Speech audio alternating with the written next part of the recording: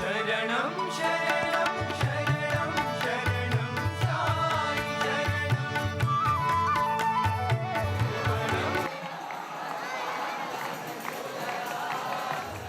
अल्लाह करम कर दे, मैं मेरा हम कर दे। त्योहार हमें अविस्मरणीय यादें देते हैं। ये निसंदेह हमारे जीवन की सबसे सुखद कहानियों के अध्याय हैं। जैसे जैसे अधिक से अधिक लोग भगवान के निकट आए और उनकी दिव्यता को पहचान कर उन्हें अपना ईश्वर और गुरु मान लिया, तो वे अपने त्योहारों को भी भगवान के साथ मनाने को उत्सुक हो उठे और भगवान ने भी इन त्योहारों के गूढ़ महत्व को प्रकट कर अपना आशीष दिया। स्वामी संदेह निवारणी में लिखते हैं कि भौतिक देह केवल सूक्ष्म दिव्यता को समझाने के लिए है।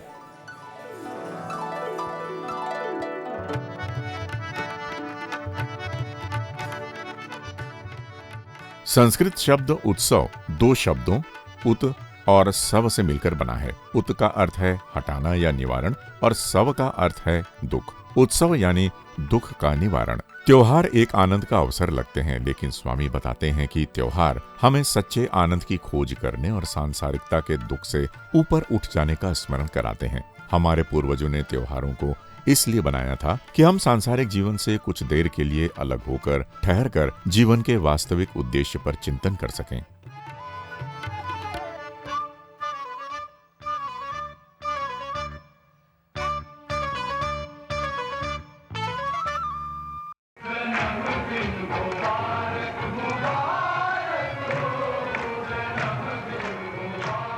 प्रत्येक त्योहार में 3 पहलू शामिल होते हैं। पहला भव्य उत्सव, दूसरा ईश्वर की आराधना और तीसरा आंतरिक जागृति। अपने अवतार के इस कार्य में भगवान ने इन तीनों में सामंजस्य स्थापित करते हुए प्रत्येक त्योहार की सच्ची भावना को पुनर्जीवित किया। ये उत्सव भक्तों के स्वामी के प्रति प्रेम की और स्वामी के भक्तों के प्रति प्रेम की अभिव्यक्ति थे। सन 1950 के दशक में दशहरे के दौरान एक दिलचस्प घटना घटी। यह त्योहार का चौथा दिन था और स्वामी ने कुछ युवा भक्तों को संदेश भेजकर निर्देश दिए कि मंदिर को फिर से सजाया जाए। पहले दिन जो झालरें लगाई गई थीं वे फीकी पड़ गई थीं और स्वामी ने कहा, अगला दिन बहुत महत्वपूर्ण है। भक्तगण सुबह से ही काम में जुट गए और मंदिर को सजाते रहे। उनमें से एक ने हिम्मत करके स्वामी से पूछा, स्वामी कल क्या खास है? आखिरकार उत्सव का 5वां दिन है ना? स्वामी ने उत्तर दिया, क्या आपको पता नहीं कि कल आपके बंधु भोज के लिए आ रहे हैं? अगले दिन नारायण सेवा का दिन था, जब गरीबों को भोजन कराया जाता था। स्वामी उनके लिए नई सजावट चाहते थे। स्वामी हमें याद दिला रहे थे कि जिस दिन हम दूसरों को खुशियां देते हैं वही असली उत्सव का दिन है।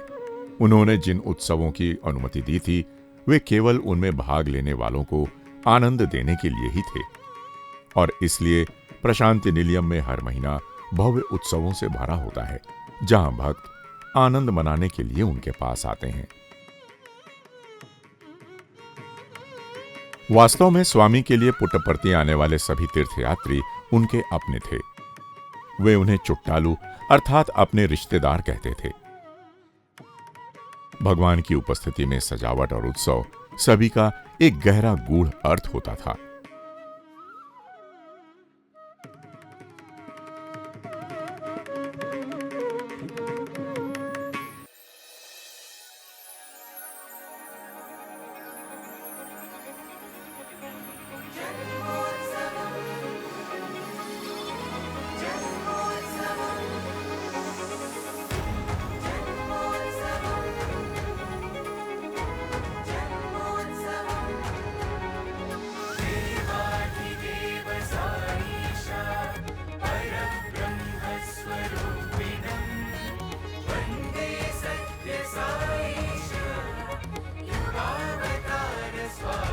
प्रशांति कैलेंडर 1 जनवरी को शुरू होता है, अगले वर्ष के जन्मदिन के लोगो और थीम गीत की शुरुआत के साथ। इसी दिन भगवान के शैक्षणिक संस्थाओं के पूर्व छात्र अपने प्रिय स्वामी को संगीत, नाटक और उद्बोधन के माध्यम से अपनी भावभीनी श्रद्धांजलि और कृतज्ञता अर्पित करते हैं। ये एक तरह से उनकी घर वापसी का एक हिस्सा है, जिसे प्रेम बंधन का नाम दिया गया है।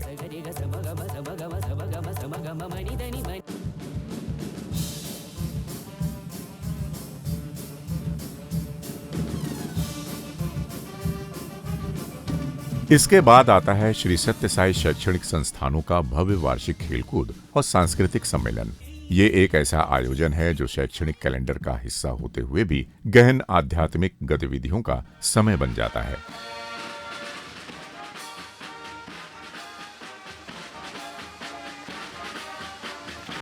अपनी रचनात्मकता और साहस का परिचय देते हुए हर साल 11 जनवरी को छात्र रोमांचक करतबों से लेकर शानदार नृत्य और रचनाएं प्रस्तुत करते हैं।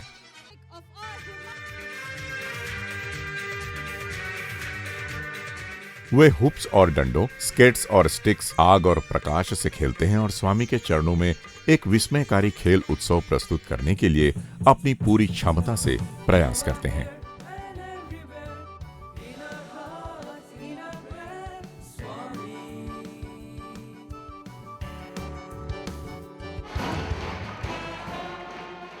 पुरस्कार वितरण समारोह मकर संक्रांति पर आयोजित किया जाता है। ये पूरे भारत में मनाया जाने वाला एक त्योहार है। जहां देश में ये फसल प्राप्ति का उत्सव है, वहीं छात्रों के लिए ये अथक परिश्रम के बाद ईश्वरीय कृपा की फसल प्राप्ति का उत्सव है। इसलिए इस दिन को पुरस्कार वितरण दिवस के रूप में चुनना बिल्कुल सटीक है।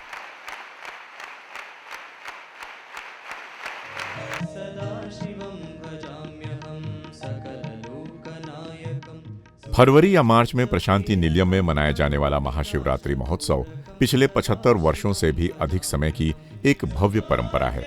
स्वामी का शिवरात्रि प्रवचन अक्सर उनके पेट में ऐंठन के कारण बाधित होता था और वे जल मांगते थे, और फिर जब भक्तगण सांस रोककर प्रतीक्षा करते थे तो अचानक उनके दिव्य कंठ से शिवलिंग प्रकट होते थे और सभी दिव्य संगीत में डूब जाते थे। कुछ वर्षों में तो कई शिवलिंग प्रकट हुए, 3, 5, यहां तक कि सन 1960 में 9 भी। प्रत्येक शिवलिंग का आकार, संरचना, रंग भिन्न भिन्न होता था और सामग्री जैसे स्फटिक, चांदी, सोना या पन्ना भी होती थी। चूंकि शिवरात्रि की रात्रि मन को शांत करने के लिए सबसे उपयुक्त होती है, इसलिए स्वामी ने रात भर 12 घंटे के अखंड भजन का आयोजन करवाना शुरू किया। भक्त उस पूरी रात को भगवान के नाम स्मरण में बिताते हैं। इस निरंतर ध्यान के फलस्वरूप अगली सुबह भगवान भक्तों को एक और दिव्य प्रवचन का अमृत प्रदान करते। सन 1958 की शिवरात्रि के दिन ही भगवान ने सनातन सारथी पत्रिका का शुभारंभ किया था, जो मानव जाति तक स्वामी का संदेश पहुंचाती है। माह फरवरी में ही महाशिवरात्रि के साथ प्रशांति निलयम चाइनीज नववर्ष मनाता है, जो लाल और पीले रंग में चमक उठता है। चीनी भाषी कई देशों के भक्त स्वामी के चरणों में अपने नए साल की शुरुआत करते हुए भावपूर्ण सांस्कृतिक प्रस्तुतियां देते हैं।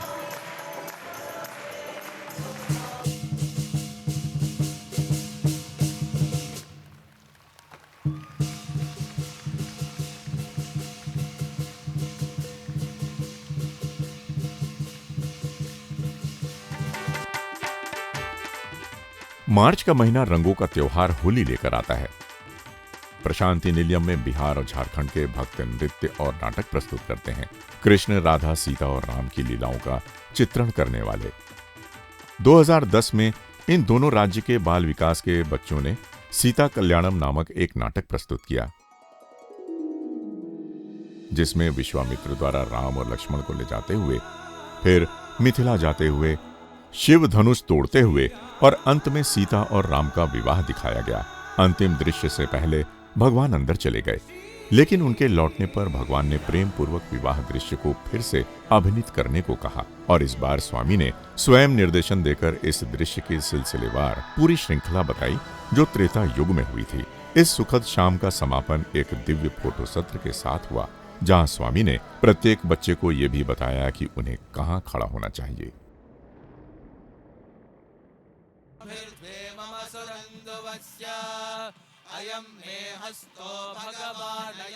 अक्सर मार्च के महीने में ही रामनवमी का भी उत्सव मनाया जाता है। स्वामी द्वारा आयोजित सीता कल्याणम से प्रेरित होकर इसे हर साल मनाने की परंपरा आज भी जारी है।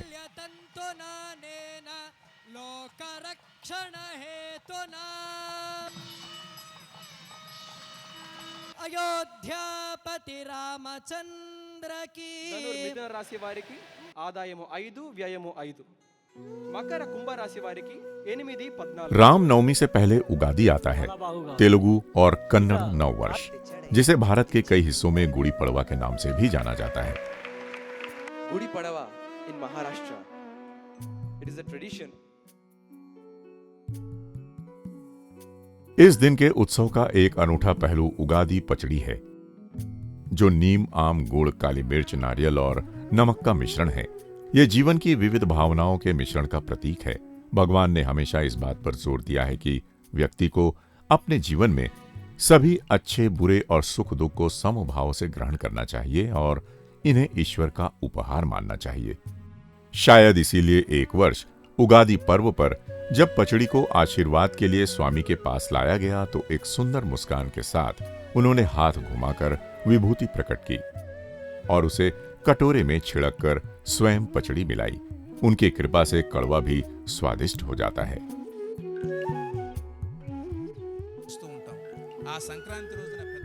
इस दिन तेलुगु भाषी भक्त पंचांग श्रवणम का आयोजन करते हैं, जो वर्ष के लिए ज्योतिषीय भविष्यवाणी है। लेकिन स्वामी हमें हमेशा याद दिलाते हैं कि हमारा भाग्य इन भविष्यवाणियों से नहीं बल्कि हमारे कर्मों से तय होता है और ईश्वर जो काल से परे हैं, हमारी आस्था दृढ़ होने पर कुछ भी बदल सकते हैं।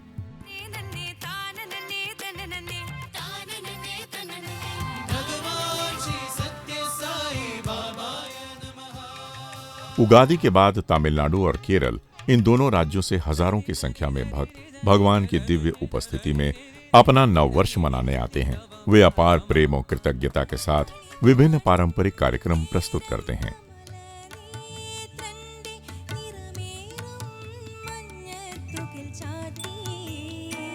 24 अप्रैल सन 2011 वो दिन है जब साकार भगवान श्री सत्य साई बाबा अपने सनातन निराकार स्वरूप में भौतिक देह छोड़कर वापस लौट गए थे, यानी महासमाधि दिवस।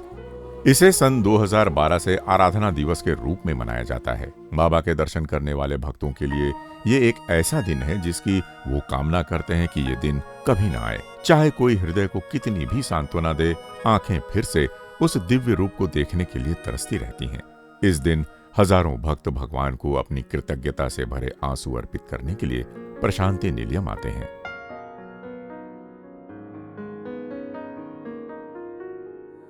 सन 2015 से इसी दिन साई पंचरत्न कृतियों के गायन की परंपरा शुरू हुई।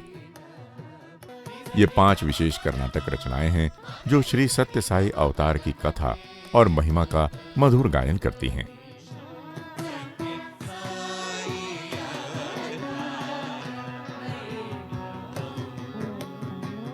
इस कार्यक्रम के बाद सुबह हिल व्यू स्टेडियम में आयोजित एक विशाल नारायण सेवा समारोह में हजारों गरीबों को भोजन कराया जाता है और वस्त्र दिए जाते हैं।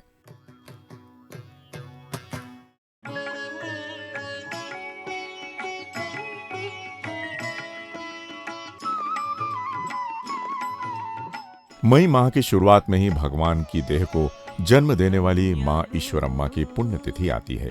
इस ईश्वरम्मा दिवस पर स्वामी हमेशा अपने सांसारिक माता पिता की समाधि पर जाते थे, उन्हें माला पहनाते थे और उन्हें नए वस्त्र अर्पित करते थे। इस सुबह गरीबों के लिए नारायण सेवा भी आयोजित की जाती है।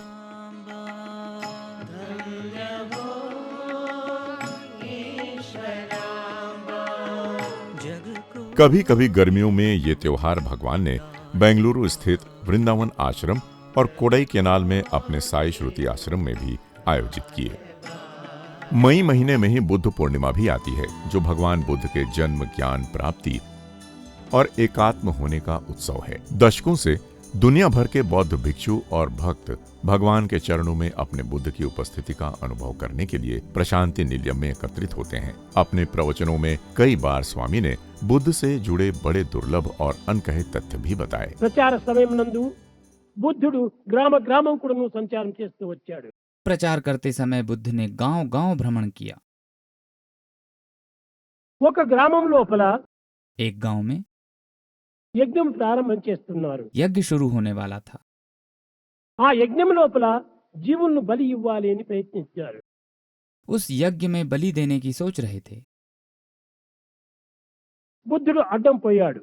बुद्ध ने विरोध किया, ఇది జరగకూడదు. ऐसा मत करो। సర్వజీవుల వాసు సర్వేశ్వరుడు. प्राणियों में ईश्वर बसते हैं। ఈశాన సర్వ విద్యానాం ఈశ్వర సర్వభూతానాం. भगवान सभी विद्याओं और प्राणियों में हैं। ఆ యజ్ఞ యజమాని उस यज्ञ के यजमान ఆయన అడ్డు తిరిగి विरोध में बोले, దానికి నేను మోక్షమునిస్తున్నాను. हम उसे मोक्ष दिला रहे हैं। ఆ లిబరేషన్ ఇస్తున్నామనేటప్పటికీ బుద్ధునికి చాలా హాస్యం వేసింది. ये सुनकर बुद्ध को हंसी आ गई। కోరని జంతువుకు నీవు మోక్షాన్ని ఇస్తున్నావు.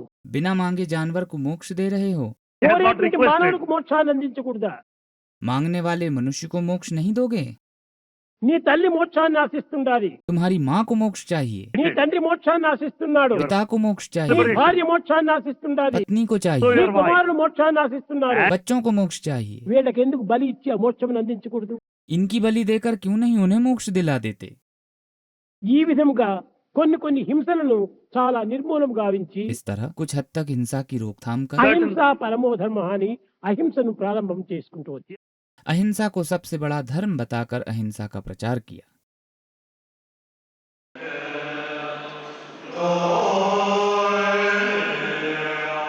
बुद्ध पूर्णिमा एक अलौकिक शांति से भरा उत्सव है जिसमें मधुर बौद्ध मंत्रों और सांस्कृतिक प्रस्तुतियों का समावेश होता है। ये बुद्ध की शिक्षाओं की वैश्विक पहुंच को दर्शाते हैं। गुरु पूर्णिमा आमतौर पर जुलाई में आती है, लेकिन इससे पहले आषाढ़ी एकादशी आती है, जिसे भगवान विट्ठल के भक्त मनाते हैं। वारकरी परंपरा का अनुसरण करते हुए जहाँ तीर्थयात्री पैदल पंढरपुर जाते हैं, वहीं कई भक्त धर्मावरम से प्रशांति निलयम तक 40 किलोमीटर की यात्रा पैदल चलकर अपने साईं विट्ठल की भक्ति में नाचते गाते तय करते हैं। महाराष्ट्र के बाल विकास के बच्चे इस दिन प्रेरक नाटक प्रस्तुत करते हैं। मेरे बाहर हो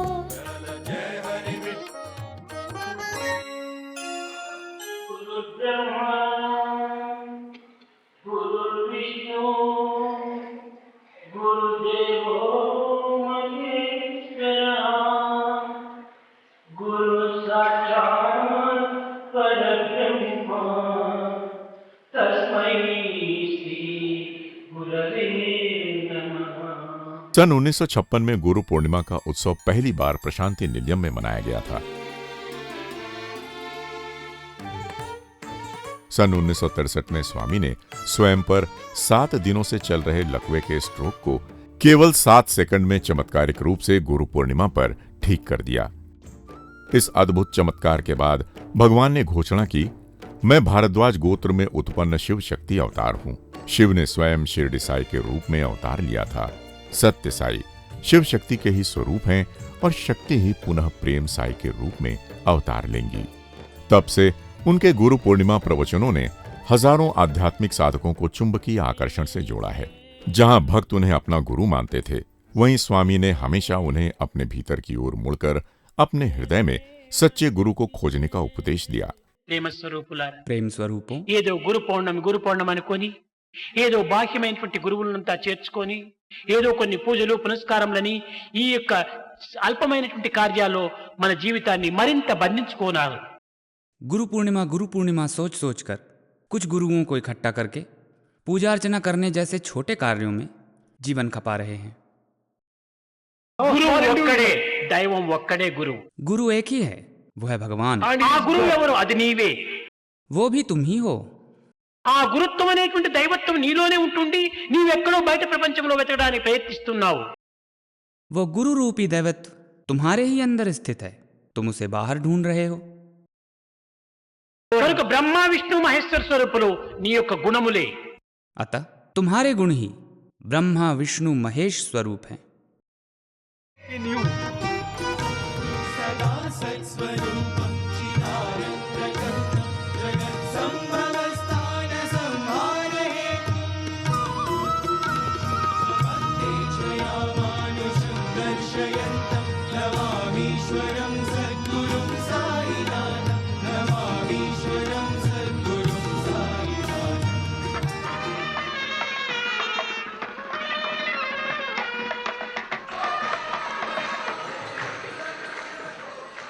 अगस्त के माह में अक्सर जन्माष्टमी का पर्व आता है। स्वामी के छात्र इस अवसर पर गोकुलम से गायों को सजाकर मंदिर तक ले जाते हैं और नेतृत्व करती थीं स्वामी की प्रिय हथिनी साई गीता। स्वामी स्वयं इन गायों को भोजन कराते और प्रेम पूर्वक आशीष देते और ये अवसर प्रकृति के कोमल प्राणियों के प्रति सद्भाव में बदल जाता। उनके जन्माष्टमी के प्रवचन भगवान कृष्ण के जीवन और संदेश के बारे में बड़े दुर्लभ और गहरे खुलासों से भरे होते थे। అనేక పర్యాములు గొల్ల ఇండ్లకంతా చేరి अनेक रीतियों से घर में घुसकर పాలు పెరుగులు భుజించి తప్పించుకొని వచ్చేటువంటి వాడు। दूध दही खाकर वहां से अदृश्य हो जाते थे। ఈ పాలు పెరుగుల యొక్క స్వరూపం ఏమిటి? ये दूध दही कैसे दिखते हैं? పరిశుద్ధమైనటువంటి యొక్క తెలుపు, बिल्कुल सफेद, అనగా ఏమి సాత్వికాన్ని అతను ఆశిస్తున్నాడు। अर्थात उन्हें सात्विक पसंद है। పెట్టినది తినవు, परोसा हुआ खाते नहीं। మన ఇంటిలోనే పెట్టినది తినవు, हमारे घर में जो देती हूँ उसे खाते नहीं। గొల్లల పుట్టలకు పోయి వెన్న పట్టెళ్ళుగా లో గుట్టున తినదవు నీతో పుట్టెను రట్టెల్ల కృష్ణ। बल्कि चुपके से पड़ोसियों के घर जाकर भर भर के माखन खाते हो। हमारी बदनामी हो रही है कान्हा। ये क्या है कन्हैया? నోరంత వెన్న వాసన, मुंह से माखन की गंध आ रही है। ఊరంతయు ఆగడంబు, तुम्हारी शरारतों से ఒకటే రద్దు, पूरा गांव परेशान है। కోరంత లేవు బాలా। नन्हे मुन्ने से ఇంత చిన్న రూపం కూడా లేదు నీకు, ఊరంతా ఒకే అల్లరి చేసి పెట్టున్నాడు। बीता भर के हो अभी, पूरा गांव सिर पे उठा रखा है। మన ఇంటి వెన్న నీకు రుచిస్తుందా? अपने घर में माखन पसंद नहीं है क्या तुझे? మన ఇంటి వెన్ననైనా నీకు రుచిస్తుంది दूसरों के यहाँ ही पसंद आता है क्या? అని తల్లి దండిస్తే అప్పుడు చెప్తున్నాడు। माँ की डांट खाकर वे बोले, అనగా मतलब గోపికల హృదయము गोपियों का हृदय పవిత్రమైనటువంటిది, बहुत पवित्र है, పరిశుద్ధమైనటువంటిది, परिशुद्ध है, స్వార్థములేనటువంటిది, स्वार्थ रहित है, నిస్వార్థమైనటువంటిది। निस्वार्थ है। నీకు వాత్సల్యమైనటువంటి స్వార్థము స్వప్రయోజనం ఉంటుండాలి। तुम में होता है ये वात्सल्य, स्वार्थ, प्रयोजन आदि। కనుక నేను ఈ ఇంటి వెన్న నాకు అక్కర్లేదు। इसलिए घर का माखन नहीं चाहिए मुझे। స్వార్థము స్వప్రయోజనము లేనటువంటి యొక్క గోపికల యొక్క హృదయం అనేటువంటి వెన్ననే నేను అపహరిస్తున్నాను। गोपियों के निस्वार्थ स्वप्रयोजन रहित दिलों से मैं माखन चुरा लेता हूँ। కనుకనే इसलिए ఎవరి హృదయం పరిశుద్ధంగా ఉందో, जिनका भी दिल साफ है, ఎవరి స్వార్థ రహితంగా ఉంటుందో स्वार्थ रहित है, అట్టి హృదయాన్ని నేను అపహరిస్తాను। उस दिल को चुराता हूँ मैं। చోర యశోదా के बार नवनीत चोर गोपाल, चित्त चोरा यशोदा के बार नवनीत चोर गोपाल। గోపికల యొక్క చిత్తం అనేటువంటి యొక్క వెన్నను అపహరిస్తూ వచ్చాడు। गोपियों के चित्त में स्थित माखन चुराते थे।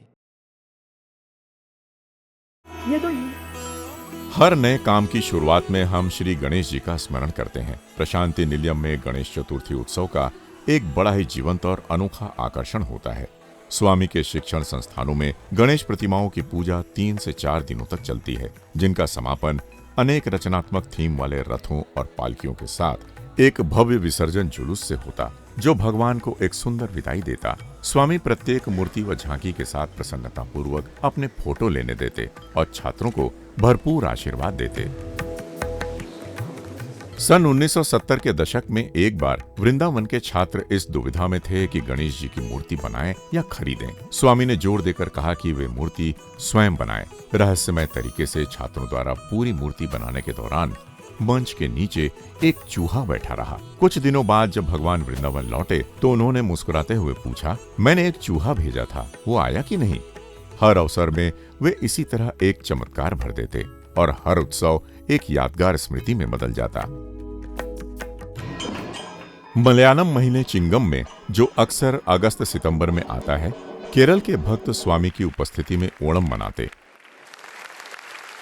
सन 1973 में पहली बार मनाए जाने के बाद से दुनिया भर के मलयालम भाषी भक्त हर साल थिरु ओणम मनाने के लिए प्रशांति में एकत्रित होते हैं। सितंबर अक्टूबर के माह में दशहरे का त्योहार भी आता है, जिसे पुट्टपर्थी में स्वामी की उपस्थिति में सन 1946 से मनाना आरंभ किया गया।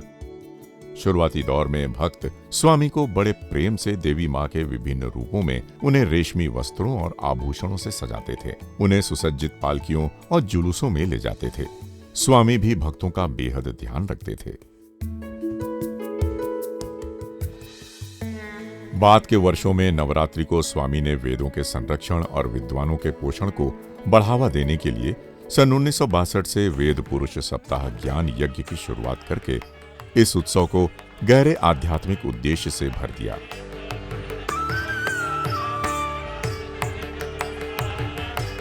सप्ताह भर चलने वाले इस यज्ञ में रुद्र होम, पवित्र पाठ पारायण, सूर्य नमस्कार और सहस्त्र लिंगार्चन शामिल हैं, जिसका समापन विजयादशमी को पूर्णाहुति से होता है।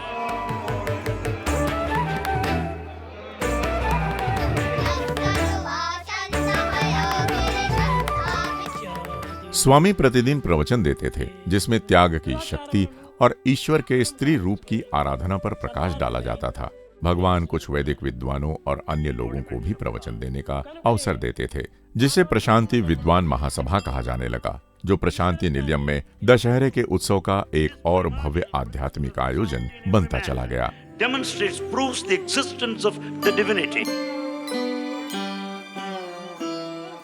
अंतिम दिन भगवान वेद पुरुष के रूप में यज्ञ कुंड के पास खड़े होते, अग्नि में अपने खाली हाथों से नवरत्न प्रकट कर अर्पित करते और भक्तों पर पवित्र जल की वर्षा करके उन्हें आशीर्वाद देते। जय जग जननी मां। इसी अंतिम दिन भगवान ने कई बार भक्तों को मंत्र मुग्ध कर देने वाले विभूति अभिषेक का भी आशीर्वाद दिया। एक खाली घड़े से स्वामी गंगा की बहती धारा की तरह विभूति शिरडी साई बाबा की मूर्ति पर बरसा देते।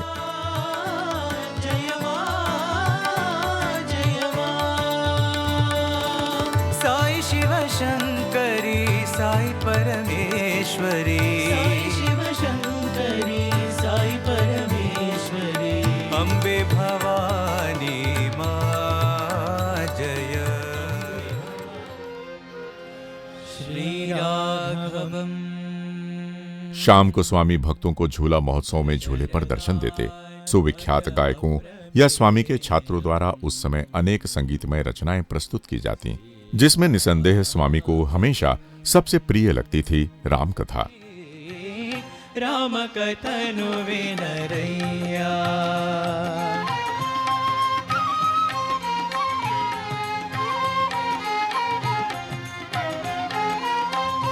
अक्टूबर माह में 20 अक्टूबर को अवतार घोषणा दिवस मनाया जाता है, जो उस दिन की याद में मनाया जाता है जब युवा सत्या ने मानवता के लिए अपने दिव्य मिशन की घोषणा सन 1940 में की थी। इस दिन उन्होंने अपना पहला भजन मानस भजरे गुरु चरणम गाया था और दिया था अपना पहला उपदेश कि इस कठिन भवसागर से मुक्ति के लिए अपने मन को अपने हृदयवासी गुरु के श्री चरणों में समर्पित कर दो। दुस्तर भव सागर तरणम। प्रशांति निलयम में ये दिन भगवान के विश्वविद्यालय की पूर्व महिला छात्राओं द्वारा भावपूर्ण प्रस्तुतियों के साथ मनाया जाता है, जिसमें उनके दिव्य जीवन और संदेश को दिल की गहराइयों से याद किया जाता है।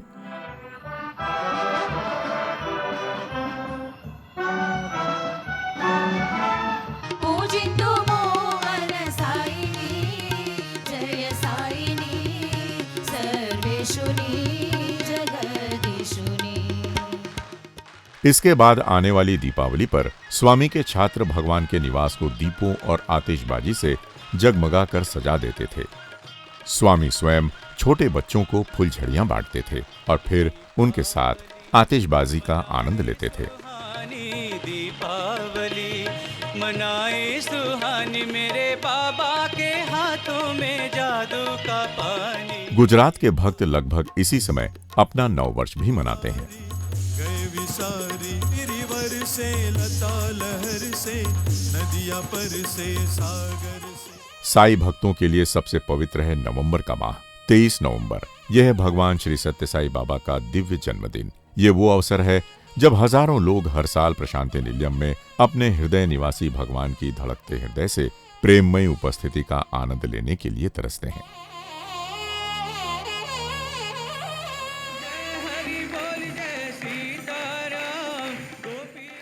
बाबा के जन्मोत्सव की शुरुआत माह नवंबर में दूसरे शनिवार और रविवार को वैश्विक अखंड भजन के साथ शुरू होती है। पूरी दुनिया में एक साथ लगातार 24 घंटे तक बिना रुके ये भजन चलते हैं। इन अखंड भजनों की शुरुआत सन 1946 में तब हुई जब स्वामी ने बेंगलुरु के कुछ परिवारों को ऐसी साधना करने के लिए प्रेरित किया। उन दिनों स्वामी स्वयं बेंगलुरु गए और भक्तों में उत्साह भरने के लिए इन सत्रों की अध्यक्षता की।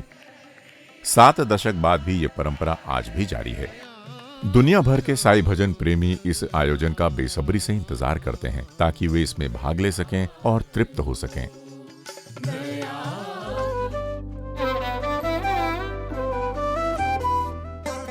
इसके बाद शुरू होता है भगवान का सप्ताह भर चलने वाला जन्मोत्सव। सबसे पहले 18 नवंबर को रथोत्सवम नामक रथ यात्रा होती है। इस दिन ग्राम देवताओं को पुट्टपर्ती की गलियों में एक जुलूस के रूप में ले जाया जाता है। इसके साथ ही कई भक्त साई कुलवंत हॉल में श्री सत्य साई सत्यनारायण व्रतम का अनुष्ठान करते हैं। अगले दिन 19 नवंबर को महिला दिवस मनाया जाता है, जो हमारे शास्त्रों में वर्णित नारी शक्ति की भूमिका और गुणों के सम्मान के लिए समर्पित है। Each one of us matters in our own little way, and whatever we may offer to him pales into insignificance when we could only pause a moment and think of the stupendous event unprecedented in the whole history of mankind. I declare the convocation open.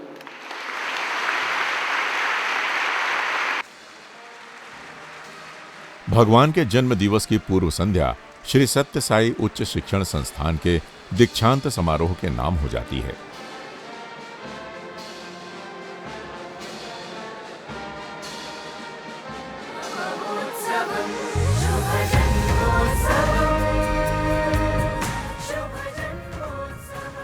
और फिर श्री सत्य साई अवतार का सबसे गौरवशाली दिन 23 नवंबर आता है। वो दिन जिसके कारण हमारे जीवन के अन्य सारे दिन एक नया अर्थ, एक नया लक्ष्य रखते हैं।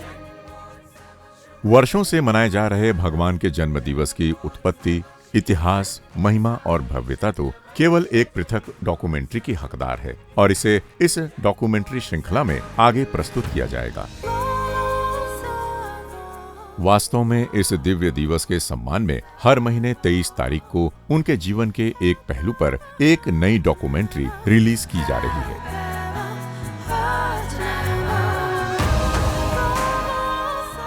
वर्ष के अंत में क्रिसमस आता है, जो अनेकता में एकता और दिव्यता को बेहद खूबसूरती से दर्शाता है।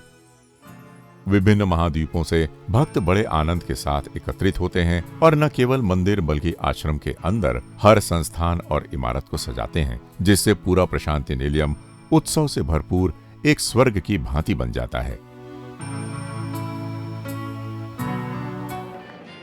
3 दिनों तक चलने वाले इस उत्सव में कैरोल गायन, सिम्फनी, नाटक और जीवंत नाटक आदि शामिल होते हैं।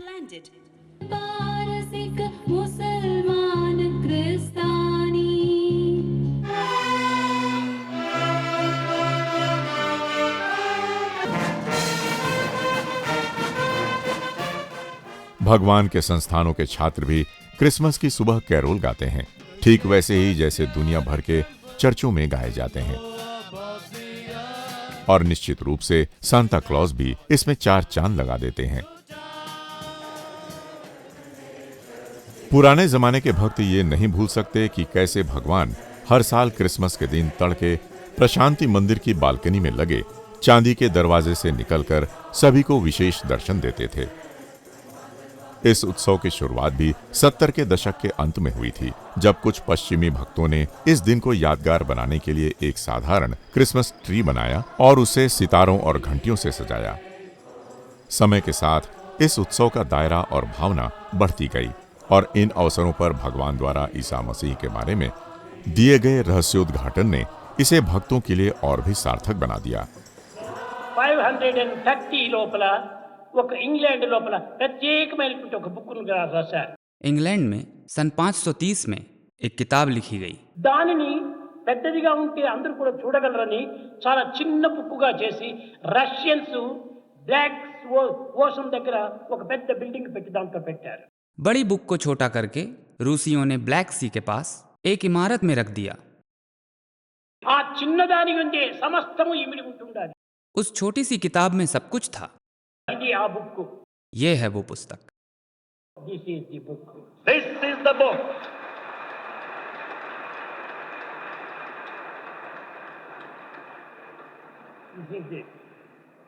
This is the book. This is the book, the Bible. This is papers.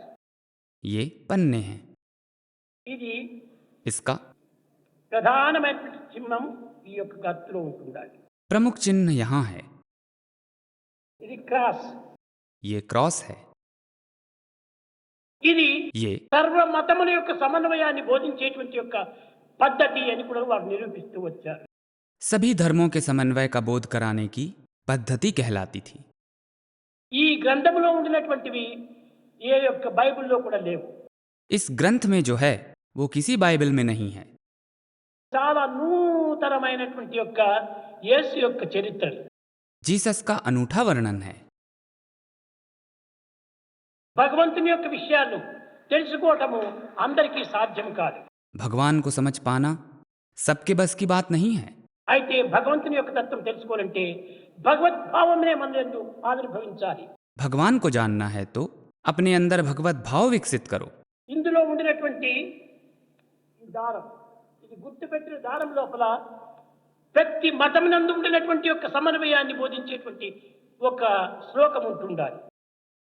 इसमें जो धागा है उस बुकमार्क में हर एक धर्म का एक श्लोक लिखा हुआ है. సర్వధర్మాం పరిత్యజ్య మాం ఏకం శరణం వ్రజ అహం త్వాం సర్వపాపేభ్యో మోక్షయిష్యామి మా శుచ అనేటువంటి భగవద్గీత యొక్క సారాన్ని ఈ యొక్క గుర్తు లోపల ఇమిడ్చి వచ్చారు. भगवत गीता का सार भी इसमें लिखा है. అన్ని ధర్మముల యొక్క సారము ఒక్కటే. सभी धर्मों का सार एक ही है. భగవంతునికి అర్పితము గావించడమే మానవుని యొక్క ప్రధానమైన కర్తవ్యము. शरणागति ही मानव का प्रमुख कर्तव्य है. సరెండర్ అనగా తాను భగవంతుడు ఒక్కటే అనేటువంటి ఏకత్వానికి రావాలి. सरेंडर मतलब तुम और भगवान एक ही हैं. इस एकत्व में आना है. కారణం ఏమిటి? भगवान द्वारा प्रशांति निलयम में इन सभी उत्सवों के आयोजन का उद्देश्य केवल भक्तों को ज्यादा से ज्यादा ईश्वर से जुड़ने में मदद करना था. भगवान की इस दिव्य नगरी पुट्टपर्थी में उत्सव अपनी सच्ची भावना के साथ पारंपरिक आयोजनों से कहीं आगे बढ़ चुके हैं. स्थानीय मुसलमान मुहर्रम के दौरान आश्रम में पीर जुलूस निकालते हैं. ये परंपरा सन 1940 के दशक से चली आ रही है, जब भगवान ने एक दबे हुए पवित्र अवशेष को खोजने में मदद की थी. रमजान के दौरान छात्रों द्वारा विशेष कार्यक्रम भी आयोजित किए जाते हैं. इन सब के अलावा भारत के विभिन्न जिलों और राज्यों के साथ साथ विदेशों से भी श्रद्धालु पुट्टपर्थी की तीर्थ यात्राएं करते हैं, जिन्हें पर्ती यात्रा कहा जाता है. ये यात्राएं अक्सर उन क्षेत्रों की संस्कृति, संगीत और नृत्य का 2-3 दिवसीय उत्सव होता है. इन भक्तों के लिए ये तीर्थ यात्रा उनके वर्ष का सबसे पवित्र त्योहार बन जाता है. प्रशांति कैलेंडर में समय समय पर होने वाले कई अनोखे आयोजन भी शामिल हैं, जैसे अति रुद्र महायज्ञ, सामूहिक उपनयन, सामूहिक मंत्रोच्चार, विभिन्न संस्थाओं के वार्षिक उत्सव, सिंधी दिवस समारोह, कर्मचारियों और छात्रों द्वारा आभार कार्यक्रम, विभिन्न सम्मेलन आदि. सन 1962 के दशहरा के दौरान प्रशांति ध्वज फहराते हुए भगवान ने कहा, प्रशांति निलयम में हर दिन एक उत्सव है. जैसा कि कहावत है, नित्य कल्याणम पच्छ तोरणम. प्रशांति निलयम में एक शाश्वत शुभ मुहूर्त सदैव हमेशा ताजी हरी झालरों से सुशोभित रहता है. आपको अपने हृदय में देवी की स्थापना के लिए नवरात्रि का इंतजार करने की जरूरत नहीं है.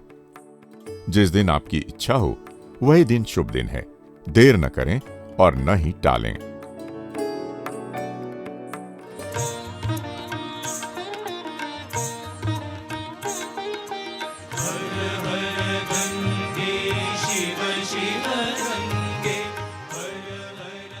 गंगा नदी के प्रवाह का हर इंच पावन है.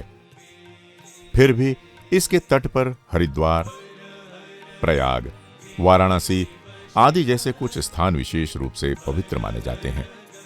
इन पवित्र स्थानों में रहने से व्यक्ति को अपने जीवन की वास्तविकता का स्मरण होता है.